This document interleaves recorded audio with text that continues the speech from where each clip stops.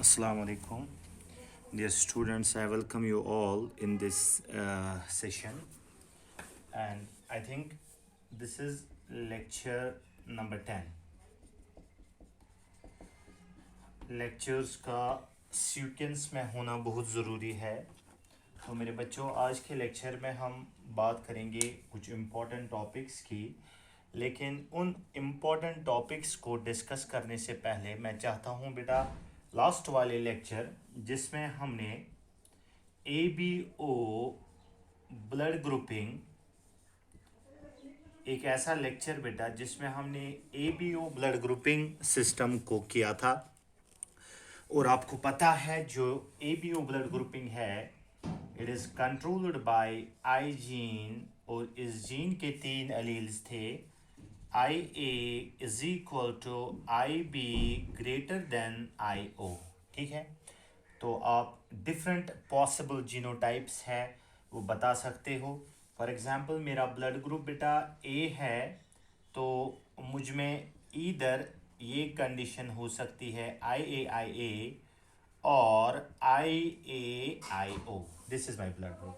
लेकिन at the same time मेरा जो ब्लड ग्रुप है इट इज़ A पॉजिटिव। बेटा पॉजिटिव का मतलब है कि मेरे RBCs के ऊपर RH एंटीजन जो है, RH एंटीजन प्रेजेंट है। नेगेटिव का क्या मतलब है मेरे बच्चों? RH एंटीजन एब्सेंट है। आज का लेक्चर बेटा एक और टॉपिक था, इसमें छोटा सा एराइथ्रोब्लास्टिस फैटेलिसिस भी मैंने आपको समझाया। एक और छोटा सा टॉपिक था इसमें कि टेस्टिंग। अक्सर आपने देखा होगा, शायद अगर आपने कभी ब्लड टेस्ट किया होगा तो आप टेस्ट वाले के पास जाते थे ब्लड ग्रुप चेक कराने के लिए। It is all related to these antibodies. उनके पास ऐसे सिरम होता है, एक स्लाइड के ऊपर सिरम होता है, एक स्लाइड पे एंटी-A सिरम होता है और दूसरी जगह जो होता है एंटी-B सिरम होता है।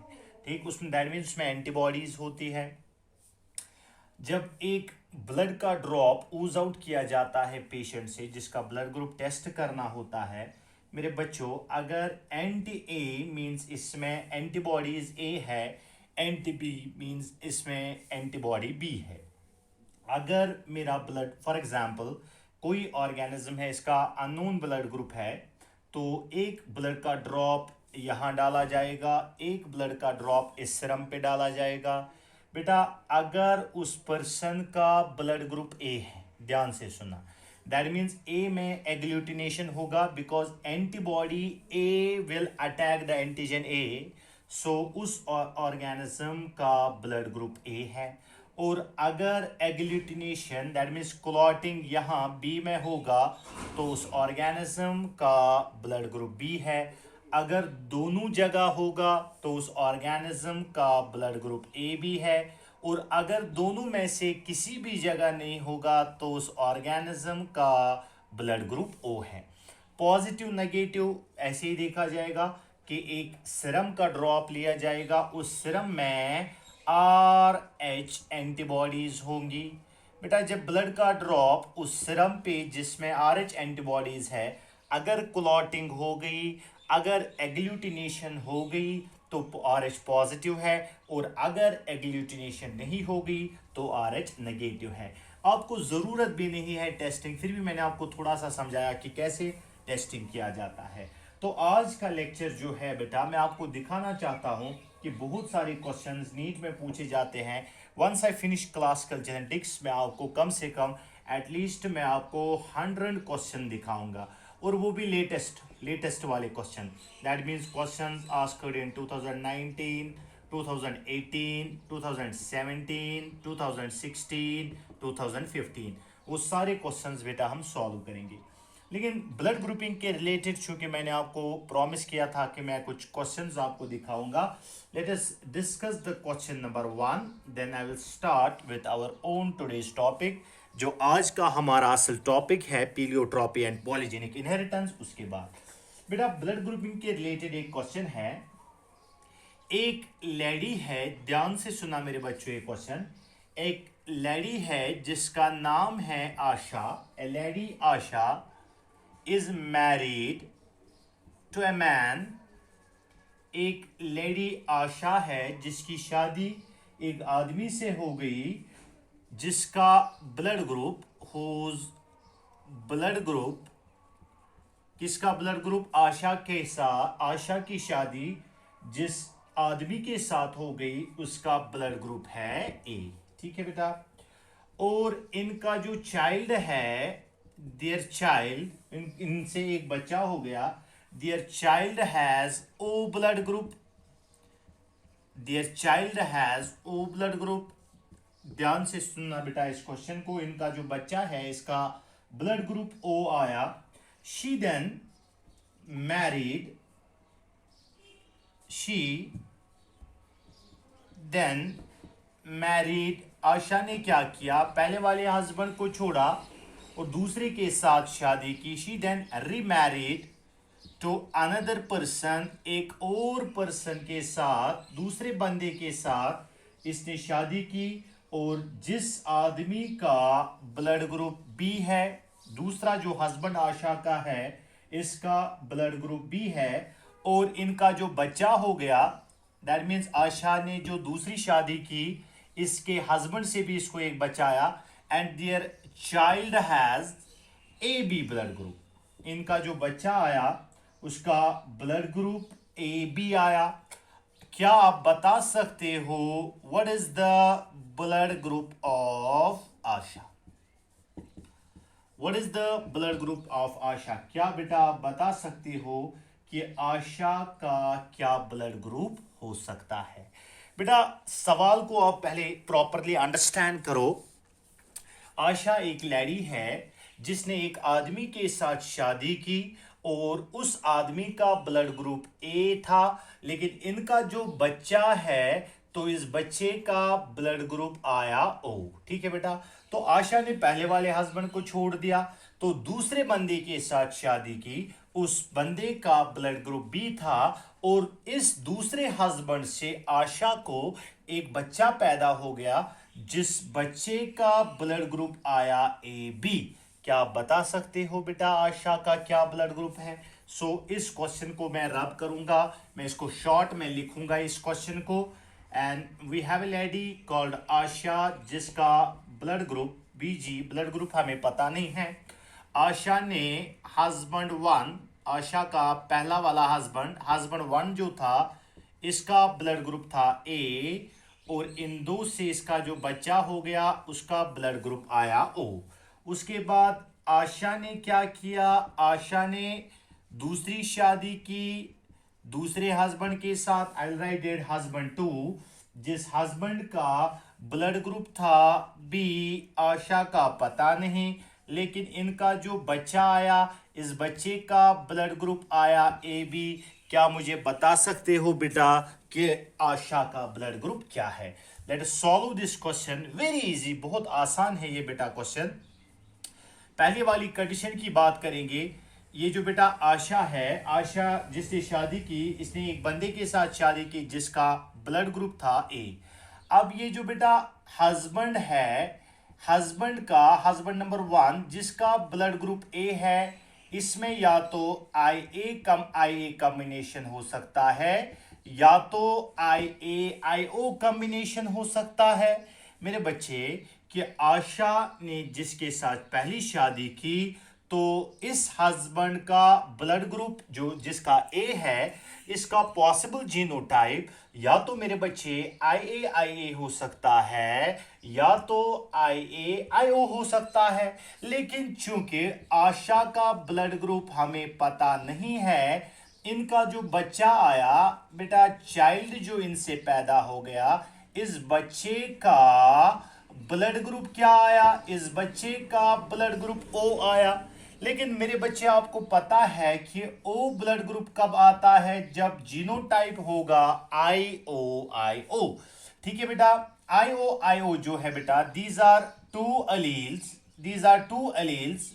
एक बच्चे में आइजीन के दो अलील्स है, IO और IO। ठीक है बेटा, और ये दो अलील्स कहां से आते हैं?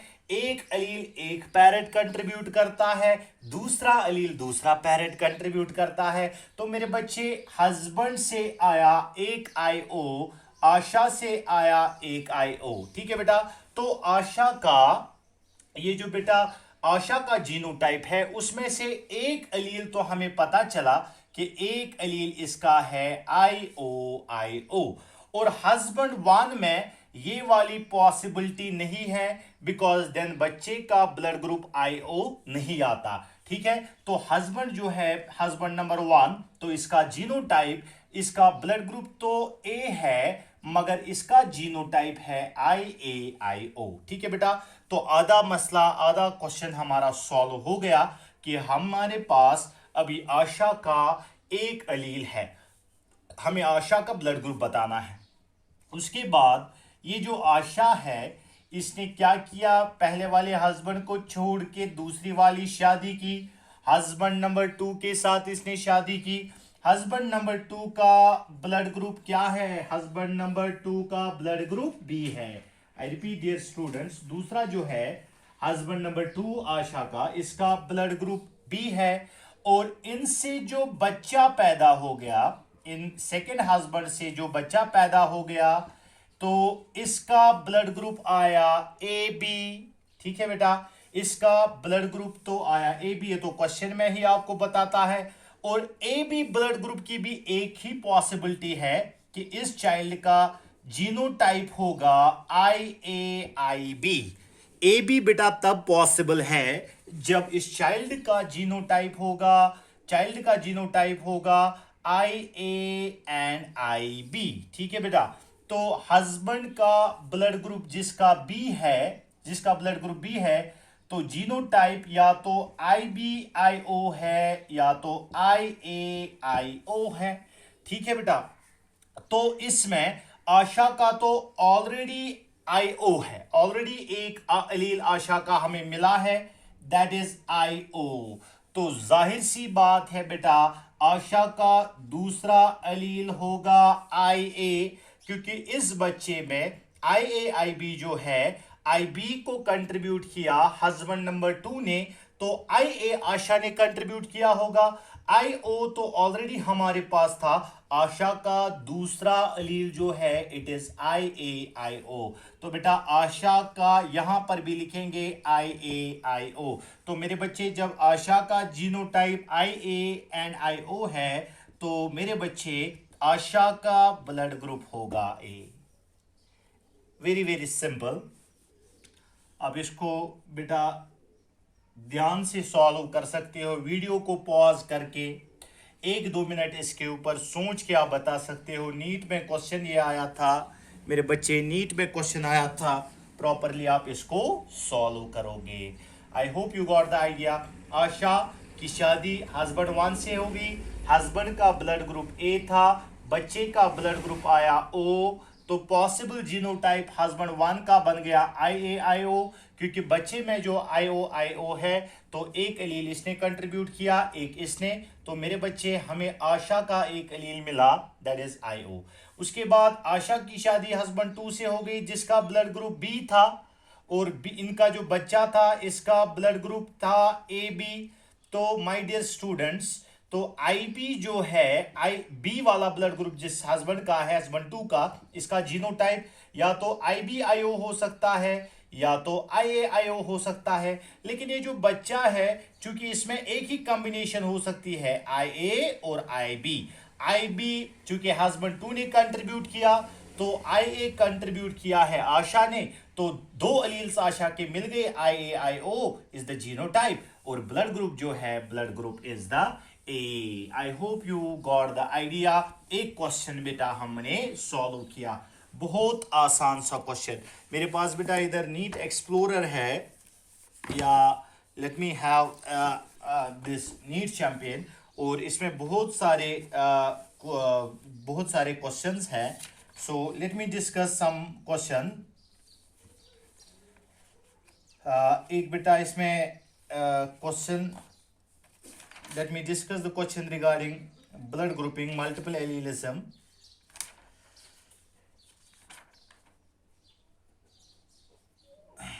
Multiple allele, sorry, the genotypes, बेटा यहाँ यहाँ एक क्वेश्चन है, which of the following characteristics represent inheritance of blood groups in humans. Question है बेटा, which of the following characteristics represent inheritance of blood groups in humans. ठीक है, option number 1 है बेटा डोमिनेंस,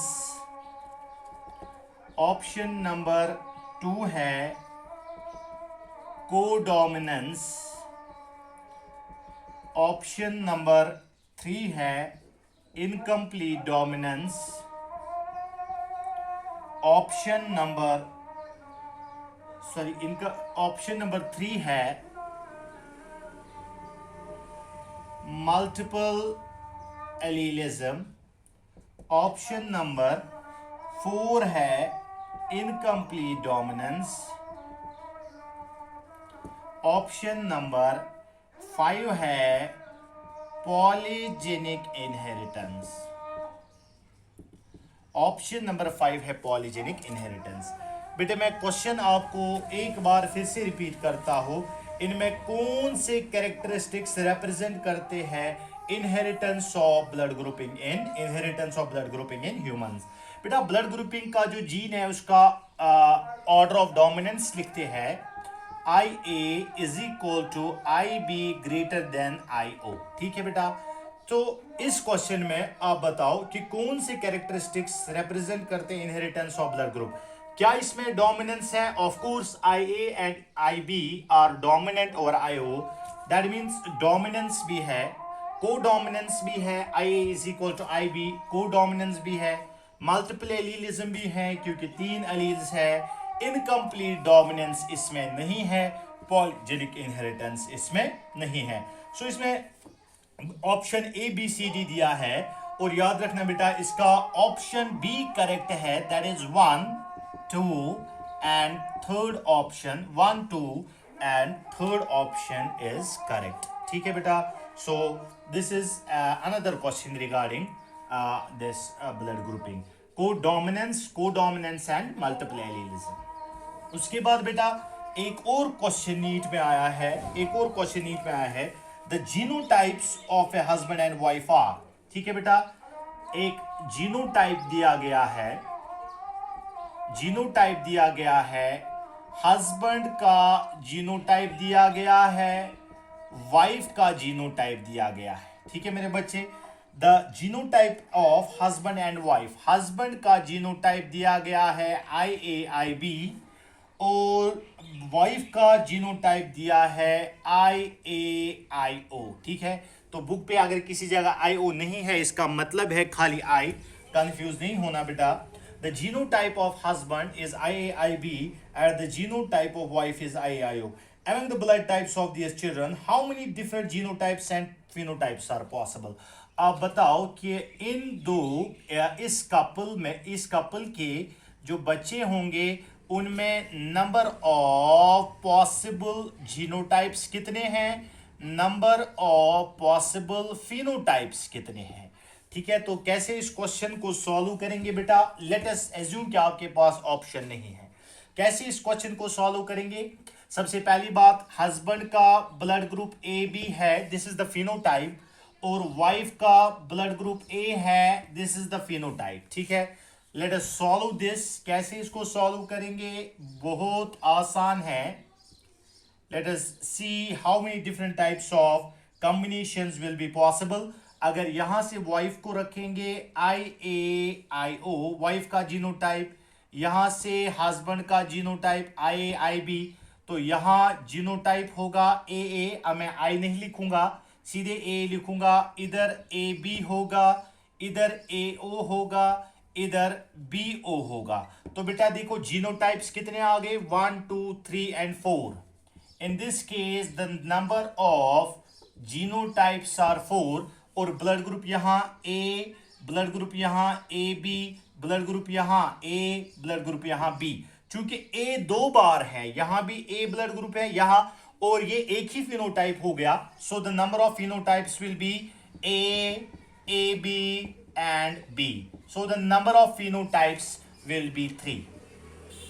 तो देखो बेटा क्वेश्चन में इजीली दिखाया गया है इसको, इसका जो आंसर है that it will be 4 genotypes but 3 phenotypes. बेटा आप इसको क्वेश्चन में देख सकते हो, मल्टीपल एलिलिज्म का यहाँ क्वेश्चन दिया है। There are 4 genotypes but only 3 phenotypes. ठीक है बेटा, this is all regarding to the multiple allelism या एबीओ ब्लड ग्रुपिंग के रिलेटेड एक और क्वेश्चन है।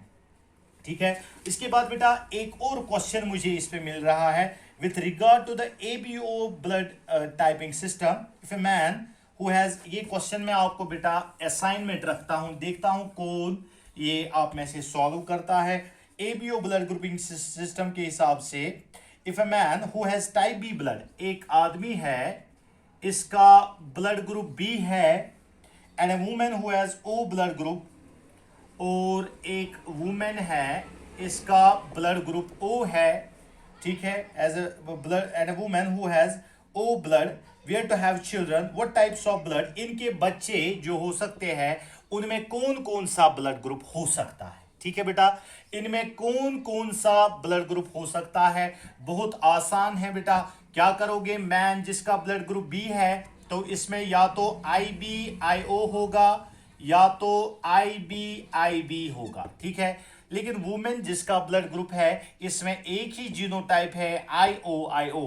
पहले इसको इसके साथ क्रॉस कराओगे, फिर इसको इसके साथ, देखते हैं कौन कौन सी कॉम्बिनेशन बनती है और कौन सा ब्लड ग्रुप इनमें हो सकता है। अब तो जुबानी बता सकते हो बेटा, ए वाला ब्लड ग्रुप इनमें हो ही नहीं सकता, बी हो सकता है, बी हो सकता है और ओ हो सकता है। This is an another question regarding the this is another question regarding blood grouping. एक और बेटा ब्लड ग्रुपिंग के रिलेटेड क्वेश्चन है, चूंकि मैंने आपको एंजाइम का समझा इसमें। Which of the following genotypes does not produce any sugar polymer on the surface of RBCs। ठीक है, तो इसके मैं ऑप्शंस लिखूंगा बोर्ड पे, IA, then it option B is IBIO, then option C AB, option C is IAIB, option 4D is IOIO, fourth option, and option E is IBIB। मेरे बच्चे आप मुझे बताओ कि इस क्वेश्चन में पूछा गया है कौन सा ऐसा जीनोटाइप है जो RBC के सरफेस पे कोई शुगर पॉलीमर अटैच नहीं करेगा।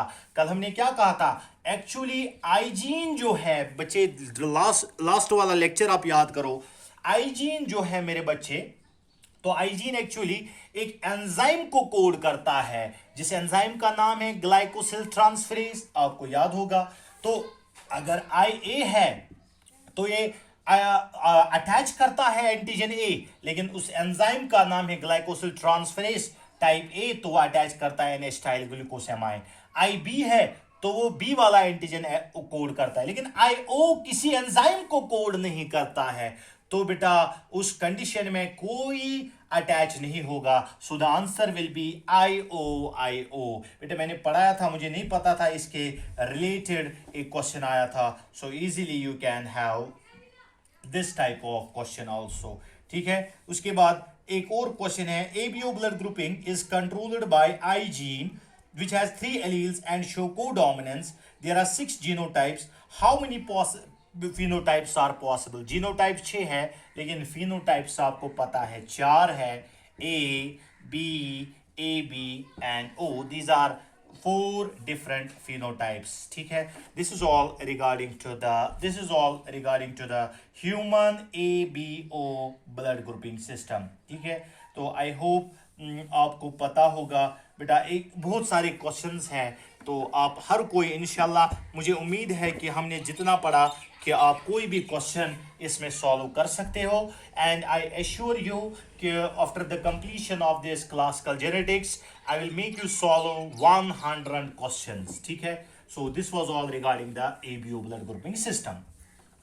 बेटा आज का जो लेक्चर है मेरा, आज का लेक्चर हमारा स्टार्ट होगा एक इंपॉर्टेंट टॉपिक से। मेरे बच्चे आज का लेक्चर स्टार्ट होगा एक इंपॉर्टेंट टॉपिक से जिसका नाम है पीलियोट्रॉपी। पीलियोट्रॉपी को डिस्कस करने से पहले my dear students, let us have a glimpse of a law. That law is called as law of unit factor. ठीक है, मेंडलियन लॉज की जहां बात करते हैं मेरे बच्चे, तो एक लॉ है मेंडल का, जिस लॉ को कहा जाता है law of unit factor. Law of unit factor क्या, मैंने डिफाइन किया कि लॉ ऑफ यूनिट फैक्टर के हिसाब से हर किसी कैरेक्टर को कंट्रोल करता है एक एक gene. That means each character is controlled by a single gene. So my dear students, ये single gene क्या है? For example, let's assume that humans में hair color एक character है जिसको कंट्रोल करता है एक जीन. ठीक है, आई का जो कलर है इसको कंट्रोल करता है एक जीन. ये तो मेंडल का कॉन्सेप्ट था, लेकिन मेंडल के कॉन्सेप्ट के हिसाब से ये जीन जो था, इस जीन का नाम फैक्टर था, और इस फैक्टर के दो फॉर्म्स होते हैं एक डिप्लॉयड ऑर्गेनिज्म में, और इन दो फॉर्म्स को कहा जाता है मेरे बच्चे दो एलील्स. ठीक है, ये तो ऑलरेडी हमने डिस्कस किया है. Now I need not to discuss it here once again. Now my dear students, as far as law of unit factor is concern, law of unit factor में मैंने आपको बताया है दो एक्सेप्शंस है लॉ ऑफ यूनिट फैक्टर की. कौन कौन सी एक्सेप्शन है? One exception of law of unit factor is called as पीलियोट्रॉपी.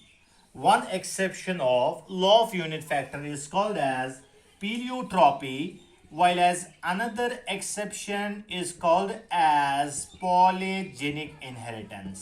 इससे पहले मैंने पढ़ाया है, लेकिन आज इसको इलॉबरेट करना है.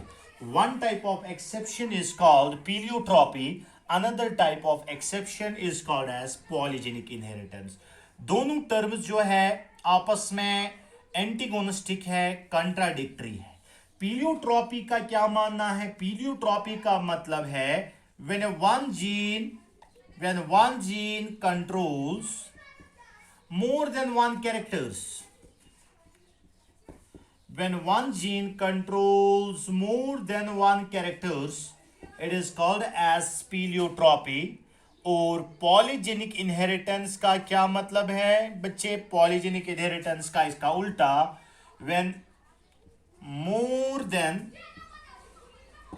वन जीन्स, एक से ज्यादा जीन्स कंट्रोल करते हैं एक ही कैरेक्टर को. when more than one gene control a single character, it is called as polygenic inheritance. ठीक है, so this is regarding the pleiotropy and another one is polygenic inheritance. यहाँ एक जीन कंट्रोल करता है एक से ज्यादा कैरेक्टर्स को, और वहां कि पॉलीजेनिक इनहेरिटेंस में एक से ज्यादा जीन एक ही कैरेक्टर को कंट्रोल करते हैं. बेटा इस लेक्चर में हम एक्सप्लेन करेंगे पीलियोट्रॉपी को. Dear students, now in this lecture we will elaborate this term that is called as pleiotropy. आज के लेक्चर में हम किसको एक्सप्लेन करेंगे बेटा? पीलियोट्रॉपी को. तो पीलियोट्रॉपी मैंने आपको बताया कि when one gene controls more than one character. सबसे पहली बात, let us discuss the example number 1. Example number 1 क्या है बेटा? हमने ऑलरेडी लिस्ट किया है 7 पेयर्स ऑफ कंट्रास्टिंग कैरेक्टर्स को. पी प्लांट में क्या देखा गया? In case of P plant में क्या है? एक सिंगल जीन है. In case of pea plant, my dear students, pea plant में एक single gene है. There is a single gene in pea plant which controls, किसको कंट्रोल करता है? वही जीन कंट्रोल करता है फ्लावर कलर को, वही जीन कंट्रोल करता है सीड कोट कलर को. अब बेटा वो लिस्ट निकालना, उस लिस्ट में मैंने ये समझाया है. और वही जीन कंट्रोल करता है स्पॉट इन एक्सिल को. That means these are 3 different characters which are controlled by a single gene. I repeat, these are 3 different characters which are coded by a single gene. क्या देखा गया बेटा? एक ऐसा plant, P plant, जिसके ऊपर white flowers होते थे। एक ऐसा पी प्लांट जिसके ऊपर व्हाइट फ्लावर्स होते थे, और साथ ही साथ उस प्लांट के ऊपर जो सीड कोट था, सीड कोट भी उनका व्हाइट या ग्रे होता था। इसका यह मतलब है कि फ्लावर कलर और सीड कोट कलर को एक ही जीन मेरे बच्चे कंट्रोल करता था। I repeat, flower colour and seed coat color also spots in the axil was controlled by a single gene in pea plant। ये तो बात आ गई कि किसकी बेटा? पीलियोट्रॉपी की बात आ गई। Example number 1। Late us discuss the example number 2। Will discuss several examples. Late us discuss the example number 2। Drosophila, आपने सुना होगा, क्वीन ऑफ जेनेटिक्स इसको कहा जाता है। मॉर्गन के एक्सपेरिमेंटल जेनेटिक्स में ड्रोसोफिला के ऊपर बहुत ज्यादा काम हुआ है। ड्रोसोफिला क्वीन ऑफ जेनेटिक्स इसको कहा जाता है। एक जीन ड्रोसोफिला का जो है, it is responsible for the formation of wing size. A gene in Drosophila is responsible for the formation of wing size. Besides that, this gene is also responsible for the structure of reproductive organs. एक gene जो wing size को control करता है, वही gene code करता है, वही gene responsible है structure of reproductive organs, reduction in egg production. Same gene is responsible for reduction in egg production. Same gene is responsible for formation of bristles on wings. Same gene is responsible for controlling the length of body. This length of body is called as longevity. This formation of length of body is called as longevity. तो मेरे बच्चे example number 2, it is related to Drosophila. इस example number 2 में क्या है? Drosophila में जो gene wing size को कंट्रोल करता है, वही gene structure of the reproductive organs को कंट्रोल करता है, वही gene reduction in the egg production को कंट्रोल करता है, वही gene bristles on the wings को कंट्रोल करता है, और वही gene length of the body that is called as longevity को कंट्रोल करता है। This is the example number 2।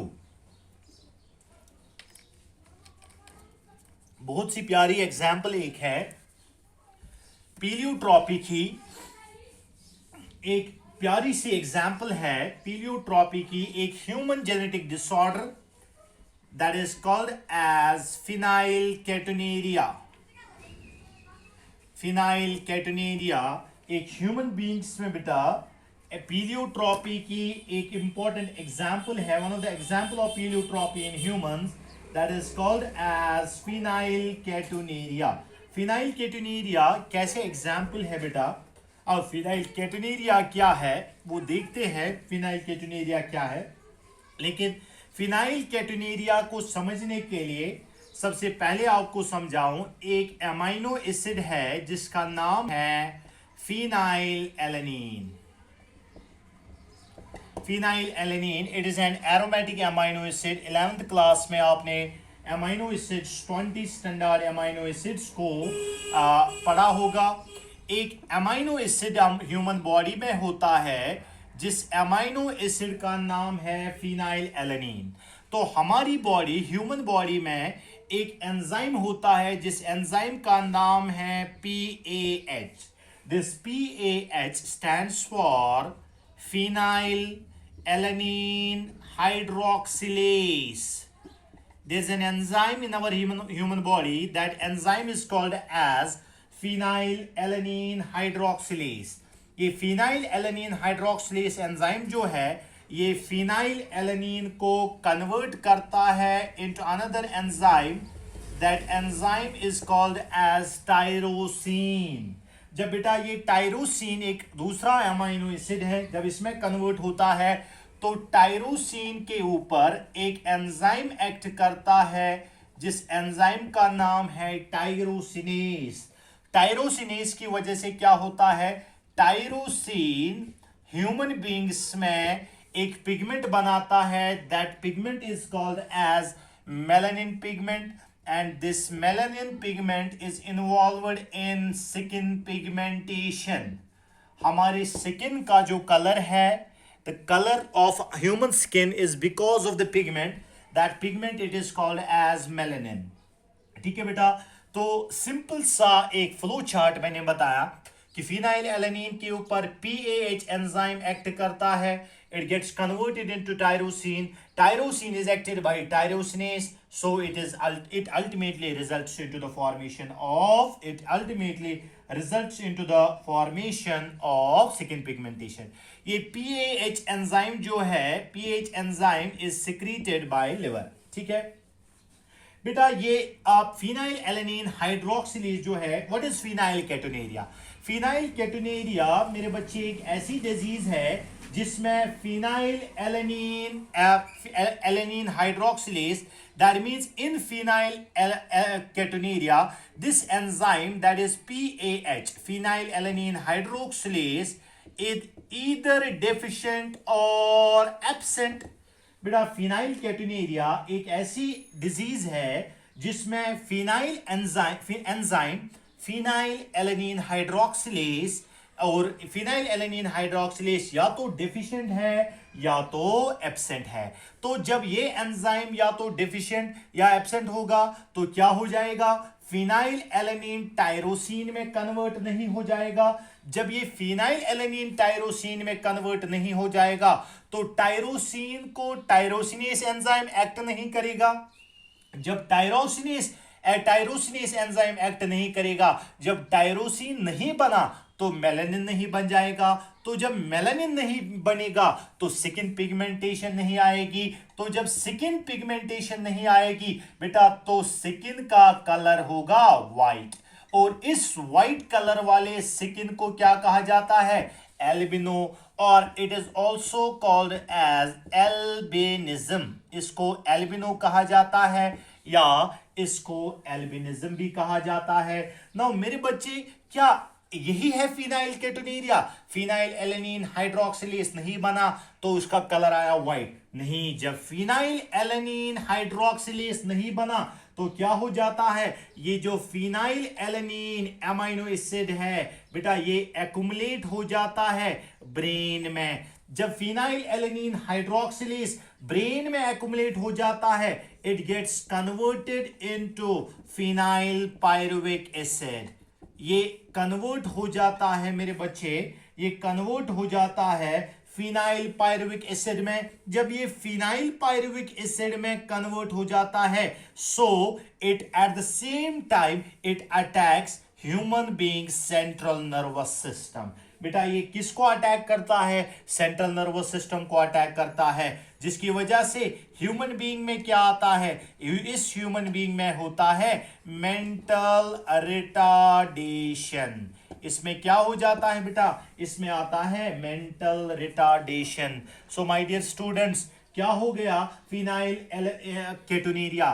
Phenyl केटोनेरिया एक ऐसी डिजीज है जिसमें PAH एंजाइम एब्सेंट है, तो फिनाइल एलेनिन टायरोसिन में कन्वर्ट नहीं होता है, टायरोसिन मेलानिन में कन्वर्ट नहीं होता है, फिनाइल एलेनिन एक्युमुलेट हो जाता है ब्रेन में, it gets converted into phenylpyruvic acid. Phenylpyruvic acid attack करता है सेंट्रल नर्वस सिस्टम को, so it leads to the mental retardation. So how it is an example, how phenylketonuria is an example of pleiotropy, because एक organism जिसको phenylketonuria है, एक तो इसको बेटा मल्टीपल डिफेक्ट्स है, लाइक मैं इस आपको बताऊं एल्बिनिज्म, एक तो ये व्हाइट इन कलर होता है, दूसरा इसका मेंटल रिटार्डेशन होता है, besides that there are several multiple defects in this, so hence we can say phenylketonuria जो है it is an example of phenylketonuria जो है it is an example of pleiotropy in human beings. बेटा एक और organism आप देखोगे जिसका नाम, एक और डिजीज जो है इसका नाम है एल्बिनिज्म। ठीक है, एल्बिनिज्म टर्म डिराइव हो गई है एल्बिनो से, और एल्बिनो का मतलब है वाइट। बेटा आपने कोई ह्यूमन बीइंग ऐसा देखा होगा जिसके बाल भी सफेद होते हैं, स्किन कलर बिल्कुल उसका सफेद होता है, लेकिन वो मेंटली रिटार्डेड नहीं होता है। He or she is not mentally retarded, he or she is not mentally retarded. That means बेटा उसमें PAH डिफिशिएंट नहीं होता है। हाँ, उसमें मेलानिन नहीं बनता है जिसकी वजह से वो एल्बिनो बनता है। एल्बिनिज्म है, व्हाइट इन कलर है, आईब्रोज व्हाइट है, बियर्ड व्हाइट है, हेयर व्हाइट है, स्किन कलर व्हाइट है, लेकिन उस वाले ऑर्गेनिज्म को कहा जाता है बेटा, उस वाले ऑर्गेनिज्म को कहा जाता है एल्बिनिज्म। ठीक है, और उस वाले फिनोमिनन को कहा जाता है एल्बिनिज्म, एल्बिनो। सो एल्बिनो जो होता है वो व्हाइट इन कलर होता है, but that is not mentally retarded. ठीक है, अगर मेंटली रिटार्डेड है देन इट इज फिनाइल कैटोनेरिया, अगर मेंटली रिटार्डेड नहीं है then it is simply albinism. So this is all regarding the pleiotropy. Pleiotropy के related अभी humans में एक example. Tomorrow we'll discuss the another example that is called as sickle cell anemia. ठीक है बेटा, कल हम बात करेंगे सिकल सेल एनीमिया के रिलेटेड। क्या है sickle cell anaemia? It is also an example of pleiotropy. Hope you would have enjoyed the lecture. Thank you so much.